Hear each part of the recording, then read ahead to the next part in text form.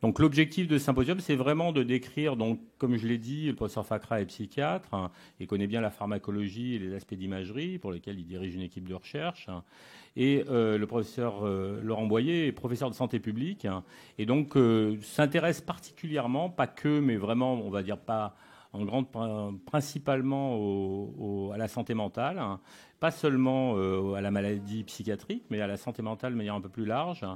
Et donc, ils vont nous apporter deux points de vue différents sur les stratégies antipsychotiques aujourd'hui par rapport aux produits dont on dispose et la manière dont on peut justement prendre en compte les spécificités de chacun de ces produits par rapport à chacun des patients qui sont tous différents, qu'on voit, et avec toute la difficulté parce qu'on a souvent des habitudes de prescription, ce qui est normal, qui sont basées sur notre expérience, hein, mais qui nous empêchent parfois de réfléchir un peu plus largement. Et donc, d'un point de vue pharmacologique, le professeur Fakra va nous donner son point de vue et ses éclairages. Hein, et d'un point de vue de la santé publique, en prenant un pas de recul, mais en utilisant justement toute la description qu'on a maintenant grâce à l'accès aux grandes bases de données du SNDS notamment, comment on peut appréhender les comportements de prescription qui témoignent de notre expérience clinique des uns et des autres, c'est-à-dire que c'est un témoin de la façon dont les professionnels utilisent les médicaments et de quel effet ça a sur des grandes populations qui nous donne des idées qu'on peut utiliser, à mon sens, dans un aller-retour en permanence entre la santé publique et la santé individuelle. Donc je vais commencer par appeler le professeur Fakra, qui a le temps qu'il veut, puisque nous avons au total 1 heure. Donc s'il parle 55 minutes, Laurent n'aura plus que 5 minutes, c'est comme ça, c'est la règle. Mais il emportera la responsabilité, parce qu'on va me dire après que c'est à moi de faire respecter le temps, mais je pense que je lui fais parfaitement confiance pour être équitable. Éric, à toi. Merci beaucoup, Pierre-Michel. Alors, je suis d'origine parisienne, en fait. J'ai fait un bref passage à Marseille. Ça reste ma deuxième équipe de foot préférée, mais bon. Très bien. Alors, les antipsychotiques, profil d'efficacité et de tolérance, où est-ce que nous en sommes en 2023 ? Donc, après 70 ans d'utilisation de ces molécules et beaucoup de laboratoires pharmaceutiques qui ont eu aussi un intérêt, en voici certains, pour ces traitements. Alors, effectivement, lorsqu'on parle des traitements antipsychotiques, on va dire que leur légitimité vient du fait qu'ils bloquent les récepteurs D2. Donc, ils ont en commun, toutes les molécules actuellement sur le marché bloquent les récepteurs D2. Alors, pourquoi avoir une variété de traitements antipsychotiques, de molécules différentes, alors que, en principe, ils devraient tous avoir le même mécanisme d'action ? Donc, on va dire que la distinction que nous fixons, et qui est encore aujourd'hui largement utilisée, c'est que ces antipsychotiques sont globalement séparés en deux classes. Les antipsychotiques typiques, qui se réfèrent par leur typicité aux critères qui ont été définis par Delay et Deniker en 1957, et puis les antipsychotiques par opposition, atypiques, qui reposent sur la définition clinique qui aurait moins de symptômes extrapyramidaux avec ces molécules. Alors je dis bien clinique, hein, c'est un petit peu le drame de la psychiatrie, c'est que toutes nos évaluations sont toujours cliniques, y compris notre nosographie, et donc amènent une certaine partie d'arbitraire. Et effectivement, cette classification duelle est souvent questionnée.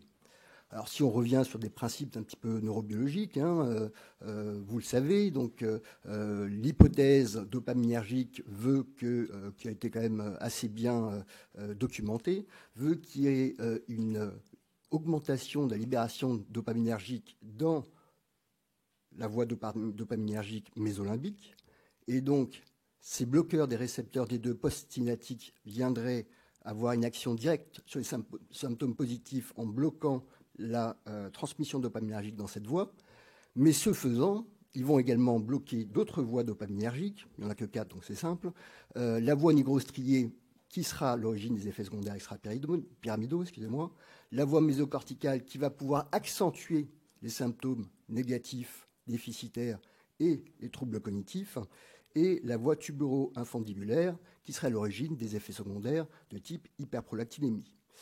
Et donc, la distinction viendrait entre typique et atypique, une des explications, viendrait d'un blocage sérotoninergique. Pourquoi ? Puisque les récepteurs 5-HT2A sont sur des neurones dopaminergiques en présynaptique, et lorsqu'ils sont activés, eh bien, ils vont freiner la libération dopaminergique. Et donc, lorsqu'on bloque ces récepteurs 5-HT2A, on va lever le frein inhibiteur et donc faciliter la libération de dopamine. Et donc les conséquences, c'est que ce blocage 5-HT2A lève donc le frein inhibiteur dopaminergique et explique qu'il y aurait moins d'effets secondaires extrapyramidaux surtout, et éventuellement moins d'effets secondaires de type cognitif et déficitaire, et de manière plus discutée, moins d'effets secondaires sur de type hyperprolactinémie. Alors, pour des questions qui sont mystérieuses, mais tout n'est pas expliqué, eh bien, cette levée du frein inhibiteur dopaminergique n'aurait pas tant de conséquences que ça sur la voie mésolimbique, et donc ces antipsychotiques atypiques auraient une efficacité relativement comparable aux antipsychotiques typiques. Bon, c'est l'hypothèse neurobiologique la plus admise, mais lorsqu'on regarde nos classifications, encore une fois, qui peuvent être un peu arbitraires, on voit un certain nombre de molécules, pour ne pas les citer, la musulpride, l'aripiprazole, qui n'ont pas de blocage sérotoninergique ou moins important, et donc qui sont quand même classées dans les antipsychotiques atypiques. Donc il y a eu d'autres explications. Alors je vais juste en parler d'une que j'ai trouvée assez séduisante, qui repose sur le fait en fait que lorsqu'une molécule va bloquer un récepteur, il le fait avec certaines caractéristiques. L'affinité, bien sûr.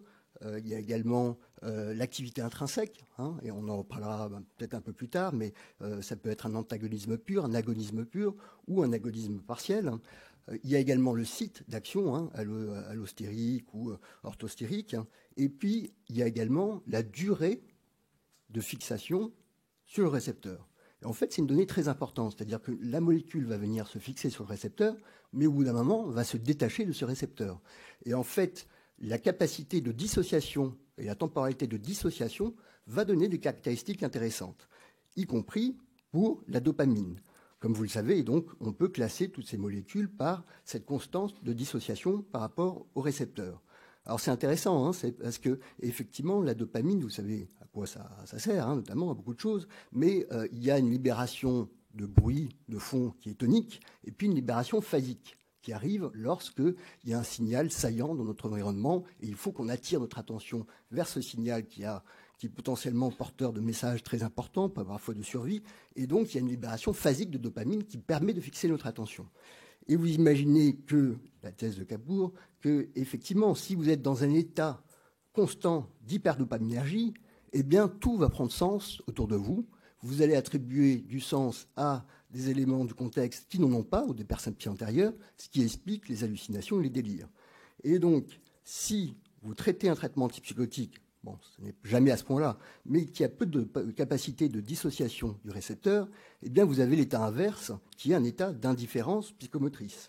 Et donc, si vous avez une augmentation de la temporalité de dissociation, eh bien, ça permet de mieux épouser les capacités physiologiques du corps de libérer la dopamine, y compris face à des événements, des éléments du contexte saillants. Alors voilà, donc d'autres classifications possibles. On met de côté les hypothèses neurobiologiques.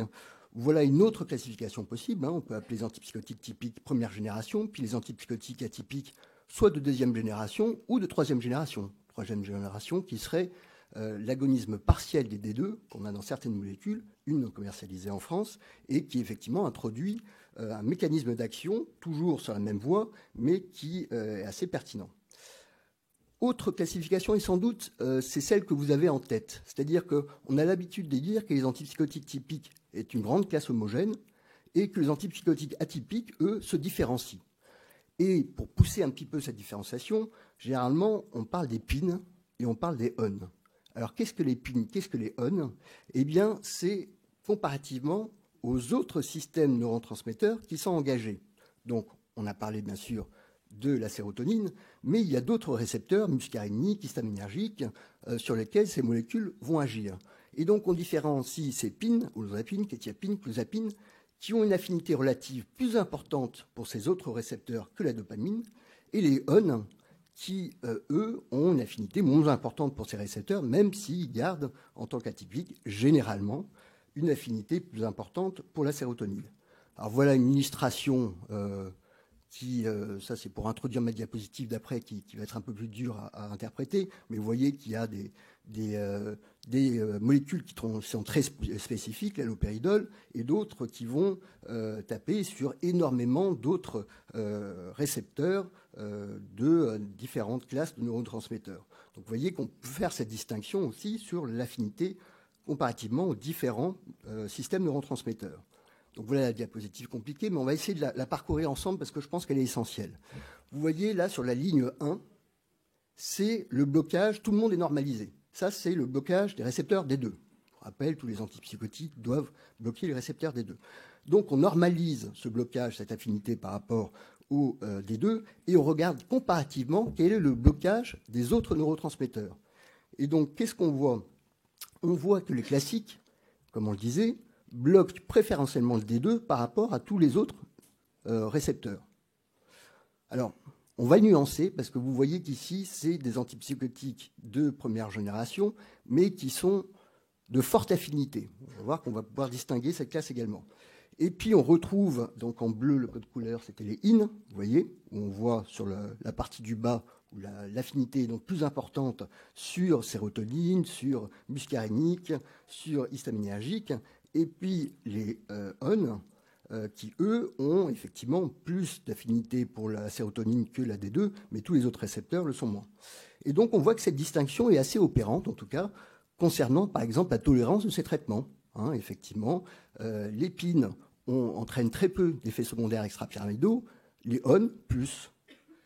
Les PIN entraînent beaucoup de prise de poids, entraînent beaucoup de sédation, alors que les ON, plutôt moins. Donc vous voyez, cette distinction au niveau neurobiologique, au niveau pharmacodynamique, a un retentissement et est reflété au niveau clinique. Mais par contre, lorsqu'on regarde les antipsychotiques de première génération, eh bien, on voit que cette soi-disant homogénéité n'est pas du tout le cas. Vous voyez, si on prend la chlorpromazine et l'allopéridol, il y a des profils de tolérance qui sont assez extrêmes entre ces deux molécules, et on ne peut donc pas dire que c'est une classe homogène. Donc, autre possibilité, on reste sur les IN et les ON, mais vous choisirez votre classification personnelle. Pour les antipsychotiques typiques, on a souvent différencié les low potency, donc faible affinité, des high potency, forte affinité. Et pour ceux qui sont les plus anciens, vous vous souvenez de ces études qui ont fait grand bruit en 2003, en 2000, et qui montraient qu'en fait, concernant les effets secondaires extrapyramidaux, cette large hétérogénéité qu'on voyait dans les comparaisons entre première et deuxième génération, typique et atypique, eh bien, venait surtout de la dose qui était utilisée des premières générations comme comparateur. Et lorsqu'on prend des fortes doses, eh bien, effectivement, il y a plus d'effets secondaires extrapyramidaux, alors que quand on utilise des faibles doses, eh bien, il n'y a plus de différence entre molécules typiques et atypiques. Ce qui se vérifie également au niveau de l'efficacité. À un moment, on a cru que les antipsychotiques atypiques étaient même plus efficaces que les typiques.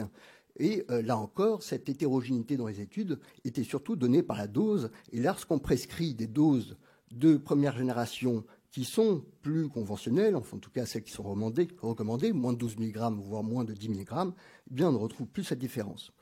Alors juste très rapidement, il y a quand même un certain confort sur la modulation sérotoninergique, puisque ça permet de donner des doses, de rester dans la fourchette thérapeutique en donnant des doses qui sont beaucoup plus larges. Donc, les antipsychotiques de première génération, à forte affinité, peuvent être prescrits avec autant d'intérêt. La seule difficulté, c'est qu'il faut être un bon clinicien pour rester dans la bonne dose, c'est-à-dire avoir une efficacité sans provoquer d'effets secondaires. Et donc, ça demande d'examiner régulièrement le patient. Alors, qu'en est-il des dernières méta-analyses? Écoutez, il y a des choses quand même assez surprenantes. Vous voyez, ça, c'est les méta-analyses qui sont faites par réseau, c'est-à-dire qu'il n'y a pas de comparaison directe entre les molécules, mais on prend toutes les études randomisées qui ont été faites sur la question et on arrive, par les comparaisons indirectes, à classer l'efficacité relative des antipsychotiques. Vous voyez, donc là, le comparateur généralement était placebo, et on peut comme ça trier les différents antipsychotiques. On voit qu'il y a quand même des différences. d'efficacité, de tolérance entre les antipsychotiques, première chose. On voit que cette différence est progressive, ce n'est pas net et tranché. Et ce qu'on voit également, c'est que ça ne respecte pas forcément nos classifications que nous avons, in, on, première, deuxième, troisième, atypique, typique. Vous voyez que indistinctement, il y a des efficacités qui ne sont pas reliées à une classe particulière. Alors, dernier petit élément, je vais quand même peut-être pas prendre une heure, Pierre-Michel. Oui, ça va, non, c'est bien. Je voudrais juste revenir sur l'intérêt de l'association des traitements antipsychotiques. Alors, ça, c'est une publication qui avait regardé, recensé l'association de traitements antipsychotiques un peu partout dans le monde. On voit que, conformément à ce qui est généralement recommandé, on évite d'associer les traitements antipsychotiques. Et vous voyez qu'au fur et à mesure des années, eh bien, on a tendance à limiter l'usage de polythérapie, sauf en France, où c'est resté une association très courante. Encore actuellement, où il y a peu de temps, 50% des prescriptions étaient des associations de traitements antipsychotiques. Et généralement, d'ailleurs, plutôt antipsychotiques atypiques et classiques. Et pour aller encore plus dans la distinction de ces associations de traitements antipsychotiques, ce qu'on voit généralement, c'est que l'habitude de prescrire un traitement antipsychotique de première ou deuxième génération incisif, qui serait actif sur les symptômes psychotiques, et puis un autre traitement, type nosinant, tertian, Loxapac, qui aurait aussi un effet plus sédatif et donc avec une sélectivité, une affinité moins importante. Voilà, alors j'ai pas mis beaucoup de texte, même pas pour la conclusion. Je voulais juste finir sur cette étude récente dans le journal de psychiatrie avec le plus gros impact facteur, je crois que c'est autour de 40, toujours 50 62, étonnant. Pourtant, personne ne la connaît. On va peut-être soumettre des articles avec notre réseau EPSINET dans cette revue. Mais en tout cas, j'ai trouvé que cette étude était très intéressante parce qu'en fait, on essaye de distinguer. On sait qu'il y a une grande variabilité dans l'utilisation des traitements antipsychotiques et surtout dans l'effet des traitements antipsychotiques. Vous voyez que vous savez comment lire ces schémas. Donc là, c'est on va dire l'effet moyen. Et puis là, ça reflète la variabilité de l'effet de la molécule sur les symptômes du patient. Et donc, il y a deux explications. Soit c'est dû à la maladie, la fluctuation des symptômes, à l'effet placebo, soit c'est dû au fait, ce qu'on appelle l'hétérogénéité de l'effet du traitement, c'est-à-dire que c'est dû à la molécule elle-même. Les molécules seraient efficaces pour certains patients et pas pour d'autres. Donc, ça viendrait du traitement et non pas du patient, de ses symptômes et de l'effet placebo. Et dans cette étude, pour la première fois, ils ont distingué les deux. Donc, ils sont revenus sur toutes ces études. Ils ont pris les données individuelles et de l'étude pour regarder la corrélation de l'effet du traitement avec la corrélation de l'effet du placebo. Et ils ont pu conclure que l'essentiel de cette variabilité observée était dû à un effet du traitement. Et ça, c'est une très bonne nouvelle. C'est une très bonne nouvelle parce que ça ouvre la voie vers la psychiatrie personnalisée. C'est-à-dire que le jour où on arrivera à distinguer, on n'y est pas encore, mais quels sont les déterminants de cette variabilité de l'effet traitement, eh bien, on aura la possibilité de personnaliser le traitement. Et c'est pour ça que toute cette pharmacopée et toutes ces molécules, aussi vastes qu'elles sont, ont un intérêt dans le traitement de la schizophrénie. Merci pour votre attention. Merci Eric. Je propose qu'on enchaîne par la communication du professeur Boyer. Viens, mets-toi ici. Et puis, nous discuterons. Vous aurez le temps de poser des questions ensuite, à part si Laurent parle une heure. Donc, puisqu'Éric a été fair-play, vous a laissé du temps. Donc, à vous, Laurent. Merci Pierre-Michel, merci à tous pour votre présence, merci à Neuraxpharm pour organiser ce symposium. Je suis très heureux d'être ici aujourd'hui et donc je vous propose de réfléchir sur l'apport des données de vie réelle et donc pour une psychiatrie de précision qui serait complémentaire de celle qu'a expliqué Eric et qu'on pourrait qualifier de non pharmacologique. Donc mes liens d'intérêt. Voilà, donc juste pour revenir sur quelques définitions, qu'entend-on par données de vie réelle? Les données de vie réelle, c'est les données relatives à l'état de santé des patients qui ne sont pas collectées dans le cadre expérimental. Donc c'est hors essai clinique randomisé, hors RCT, qui est le gold standard aujourd'hui encore, et donc qui sont générés dans la pratique courante à partir de différentes sources. On parle de real world data. Et donc ça nous permet de générer des preuves issues de la vraie vie, qui, comme je vais vous le montrer, sont complémentaires des preuves pharmacologiques qu'a présenté Eric et qui apportent des informations qui sont quand même assez intéressantes et qui vont permettre de favoriser la psychiatrie de précision. Donc, quelles sont les raisons derrière l'engouement de ces données de vie réelle? Les raisons, elles sont multiples. Bon, d'une part, on a enfin accès à des données de vie réelle de grande qualité aujourd'hui. On a des cohortes en France qui sont de très grande qualité en psychiatrie.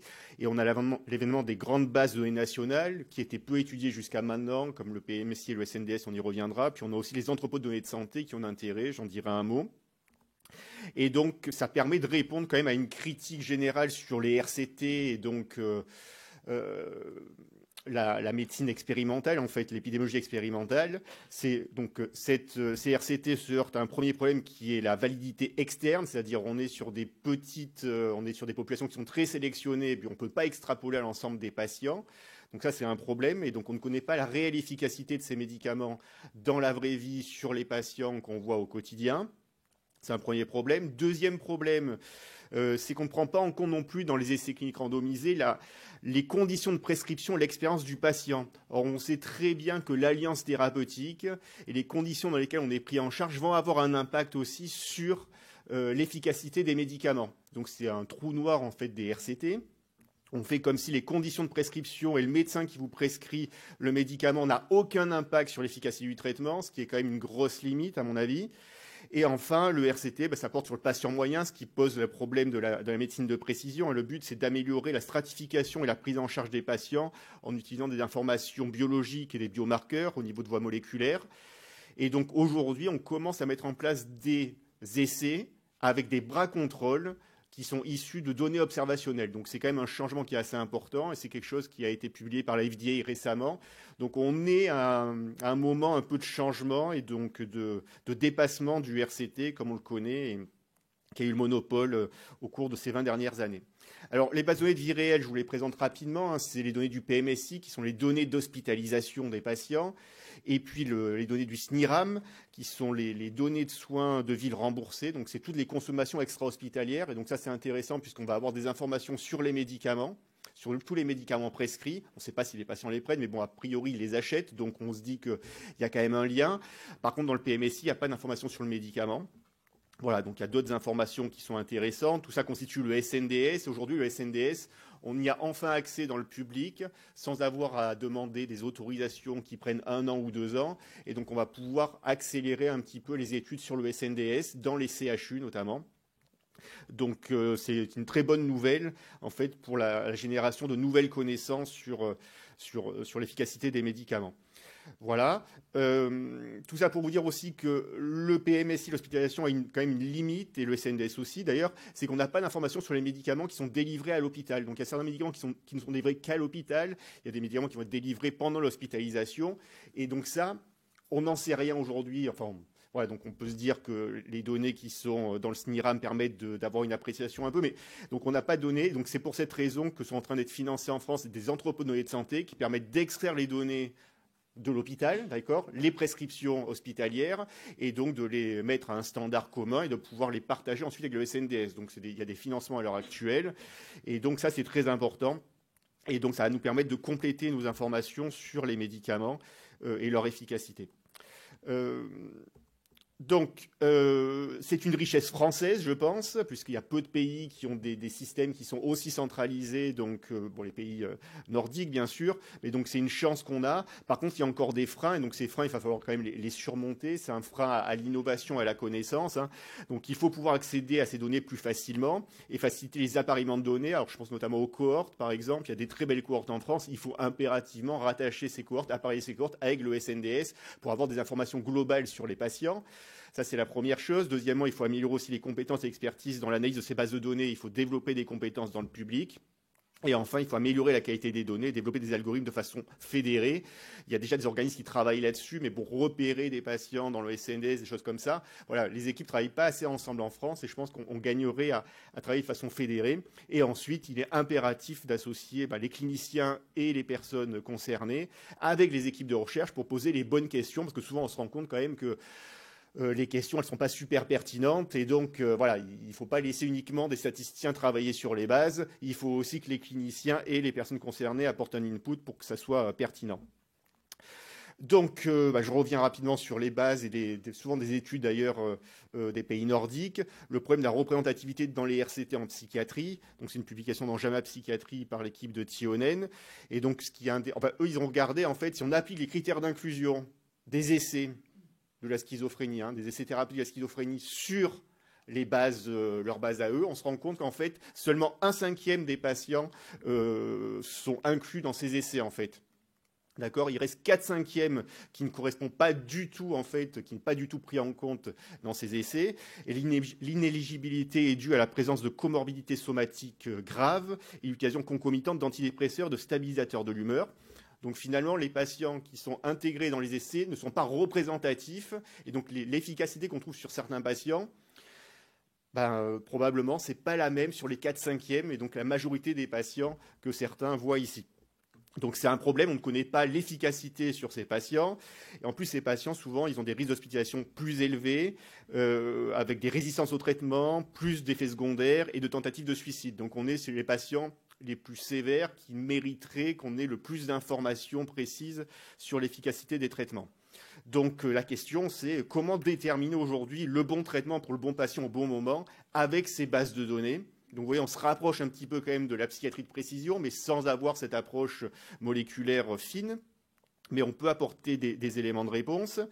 Donc on peut très bien avoir donc, sur ces bases-là, je vais vous donner quelques exemples d'études, des approches via les médicaments, d'accord. Et donc là, World Psychiatry, voilà, c'est une bonne revue. Donc voilà, et donc c'est une première étude, une méta-analyse sur des données de vie réelle, d'accord, qui va. Alors, je vais vous le résumer parce que à mon avis, c'est illisible comme ça. Mais donc cette étude, elle montre une chose qui est intéressante en fait, c'est qu'il y a donc vous voyez donc au plus on est vers la gauche, là, au plus ça protège, ça réduit la mortalité parmi les personnes qui souffrent de schizophrénie. Et donc, on voit en fait qu'il n'y a pas une différence d'efficacité énorme en fait entre les premières et les deuxièmes générations.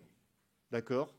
Ce n'est pas un problème pharmacologique, ce serait plutôt un problème de galénique, c'est-à-dire la prévention de la surmortalité est plutôt liée au fait d'avoir des formes d'action prolongées plutôt que des formes orales, en fait. Donc, il n'y a pas de différence majeure sur première, seconde génération, mais il y a plutôt une différence sur prolongée versus pas prolongée. Donc, c'est assez intéressant comme résultat, je trouve, à mettre en avant. Donc, c'est plutôt un problème de galénique selon cette étude-là qu'un problème pharmacologique. Deuxième étude qui est intéressante, et ça fait écho à ce que disait Eric juste avant, est-ce qu'il faut faire de la monothérapie ou de la polythérapie en fait? Et donc cette étude-là montre en fait qu'une association, alors il y a pas mal d'associations d'ailleurs, mais que l'association aripiprazole-clozapine est associée au plus faible risque de réhospitalisation, indiquant que certains types de polythérapie peuvent être envisagés dans le traitement de la schizophrénie. Ce qui pose quand même une question intéressante et auquel il faudra tenter de répondre, c'est tout-il modifier les recommandations actuelles de traitement qui découragent toute polythérapie antipsychotique dans le traitement de maintenance de la schizophrénie? Voilà, donc en tout cas, c'est des questionnements qu'apportent les bases de données de vie réelle par rapport aux recommandations qui sont basées sur des éléments plutôt expérimentaux hors contexte en fait. Troisième question qu'on pourrait se poser, quelque chose qui est quand même c'est la place des antipsychotiques de première génération. Et il y a des études qui montrent, l'exemple du sulpiride par exemple, qu'il est très efficace, en tout cas qu'il est probablement le médicament le plus efficace dans le traitement des symptômes dépressifs dans la schizophrénie, qui est un problème aujourd'hui majeur dans la schizophrénie. La dépression, elle n'est pas traitée ou très mal traitée dans la schizophrénie. Et donc voilà, ça pose des questions en fait sur les associations, bien l'association par clozapine-sulpiride qui a été montré en tout cas en expérimental comme étant efficace sur un certain nombre de symptômes. Voilà, donc tout ça, ça interroge quand même sur les résultats issus des essais cliniques. Et donc, ces études observationnelles permettent de proposer des résultats qui sont très intéressants. Après, on pourrait avoir une approche populationnelle, en fait. Est-ce qu'on peut identifier des sous-groupes qui pourraient bénéficier de certains traitements par rapport à d'autres? Donc, ça serait une sorte de stratification aussi par rapport à des catégories. Donc là, j'ai pris cet exemple-là qui m'a paru intéressant. C'est chez la femme qui souffre de schizophrénie. Donc, c'est une population, les femmes qui sont assez peu représentées dans les études pour différentes raisons. Le fait de pouvoir être enceinte, tout ça. Donc, ça pose des problèmes et donc elles sont quand même assez peu incluses dans les essais. Et donc, dans cette étude, il est montré qu'après 45 ans, les femmes ont une augmentation de leur hospitalisation assez importante par rapport aux hommes. Donc, il y a une différence quand même homme-femme qui est assez importante, d'où l'intérêt de faire des analyses séparées. Il y a une baisse de l'efficacité des antipsychotiques après 45 ans chez les femmes. D'accord ?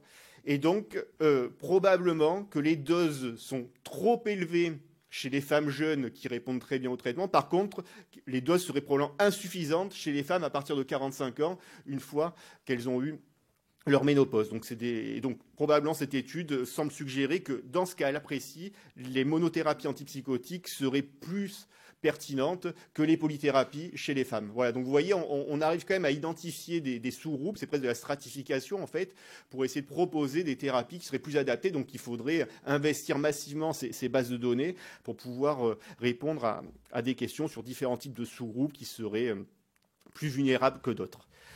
Je voulais aborder également quelque chose qui me paraît intéressant, ce sont les mécanismes non pharmacologiques de l'efficacité des traitements en fait. Donc c'est quelque chose qui est assez difficile à accepter dans notre schéma de pensée occidental, c'est-à-dire est-ce qu'il y a des mécanismes qui ne sont pas pharmacologiques dans l'efficacité des traitements. Et donc la première chose qu'on sait plus ou moins, qui est assez entendue en fait, c'est que l'expérience des soins et l'alliance qu'on peut avoir avec l'équipe soignante a un effet indirect sur l'efficacité des traitements. D'accord ? Bon, c'est quelque chose qui est assez accepté. Ça, voilà. Quand on s'entend bien avec son équipe soignante, quand on est traité avec dignité, voilà, donc meilleure alliance thérapeutique, on va mieux prendre le traitement et donc c'est plus efficace. Donc ça, c'est une explication assez acceptable pour notre schéma de pensée. Mais des études suggèrent que l'expérience que les personnes ont des soins peuvent aussi avoir un effet direct sur l'efficacité des traitements. D'accord ? Donc qui ne serait une sorte d'efficacité non pharmacologique. Donc, vous avez deux modèles qui existent qui peuvent illustrer cette hypothèse. Hein. Et donc, c'est l'effet placebo. Et puis, le deuxième modèle que je vais vous présenter, c'est la théorie des set and setting dans les psychédéliques, qui sont deux modèles qui sont assez intéressants et qui nous permettent de réfléchir. Donc, le modèle placebo, en fait, suggère que l'interaction entre le patient et les cliniciens influence la probabilité d'effet placebo. L'effet placebo, c'est quelque chose qui est quand même assez reconnu, hein, on en parle. Mais donc, l'effet placebo a une réalité dans la prise en charge. Ce n'est pas uniquement de l'essai contrôlé versus placebo, en fait. L'effet placebo, il existe dans la vie courante. Donc la confiance envers le clinicien et une relation positive avec une communication ouverte entre le patient et le médecin ont montré qu'il soulage les symptômes. Des études très sérieuses montrent que les patients qui perçoivent leur clinicien comme empathiques présentent également des niveaux réduits de mesures objectives d'inflammation. Ça permet de faire le lien avec les hypothèses immuno-inflammatoires de la médecine de précision. Et puis des effets placebo, ça serait intéressant, sont aussi transmis socialement. Des études l'ont rapporté, soulignant que les attentes, les croyances des professionnels dans l'efficacité du traitement, en fait, vont avoir un impact sur l'efficacité du traitement. Ça, c'est assez curieux quand même. Voilà, donc il y a des études, je les ai mises là, une dans le New England Journal of Medicine, enfin c'est une étude, c'est une revue qui est assez sérieuse, alors c'est au-dessus de l'impact factor du World Psychiatry, je crois. Et puis ils n'ont pas les mêmes techniques en fait d'optimisation de l'impact factor dans le New England. Mais bon, voilà, ça c'est dit. Bon. Et donc, le modèle des psychédéliques, oui, qui est intéressant aussi avec le set and setting. Hein. Donc, il y a des études sérieuses hein, sur les psychédéliques, hein, qui c'est pas tout à fait accepté encore, mais enfin, pourquoi pas. Et donc, dans le contexte des psychédéliques, les termes set and setting font référence respectivement au contexte psychologique et environnemental de la prise du médicament, et c'est assez connu quand même, hein, même avant de les utiliser comme médicament. Et ils sont connus, donc, c'est set and setting pour façonner la réponse aux médicaments psychédéliques. Alors, ce modèle théorique, comme le précédent d'ailleurs, montre que l'expérience des soins du patient dépasse le cadre biomédical traditionnel. D'accord ? Ça dépasse en fait un mécanisme moléculaire, ou en tout cas pharmacologique tel qu'il est décrit. Et ça souligne l'importance de la relation thérapeutique, de la communication, de l'empathie et du contexte plus large du traitement. Et donc, la question, c'est comment est-ce qu'on arrive à intégrer ces facteurs dans la prestation des soins pour avoir un impact plus profond sur l'efficacité. Vous voyez ? C'est une efficacité non expérimentale là, c'est l'efficacité dans la vraie vie. Et donc c'est pour ça qu'on a mis en place une plateforme qui est assez innovante en fait et c'est un projet de recherche hein, qui est en cours, une plateforme qu'on a appelée Mon Psy et moi, qui est une plateforme de recueil en fait de l'expérience patient Donc on a identifié, on a créé un certain nombre de questionnaires adaptatifs pour qu'ils soient le plus court possible et qui mesurent certains aspects de l'expérience des patients. Est-ce que j'ai été traité avec respect et dignité ? Comment a été l'accès, la coordination des soins, l'environnement des soins, l'information, le traitement médicamenteux, la prise en charge psychologique, les relations interpersonnelles avec les soignants, avec les aidants, voilà. Donc on a mis en place cette plateforme et donc on va regarder quel est l'impact de cette plateforme déjà sur l'expérience des soins, est-ce qu'on peut l'améliorer? Et surtout, ce qu'on va faire, c'est qu'on va apparier ces données, bon ça c'est un peu barbare, on va apparier ces données avec le SNDS, et on va pouvoir essayer de déterminer quel est l'impact de l'expérience sur l'efficacité des traitements, en fait, puisqu'on arrivera à croiser ce qu'on appelle des PREMS. Aujourd'hui, c'est un terme américain, donc c'est reconnu. Des PREMS, donc la mesure de l'expérience des patients, quel est l'impact de l'expérience des patients sur l'efficacité des médicaments. C'est pour cette raison qu'on va lancer une grande étude, recueillir le plus d'expériences patients possible, de mesures d'expérience patient, et croiser ça avec leur traitement et voir comment influence l'expérience patient et faire en sorte qu'un jour, peut-être, l'expérience patient sera mesurée de façon un peu plus systématique dans la prise en charge. Voilà, je vous remercie pour votre attention.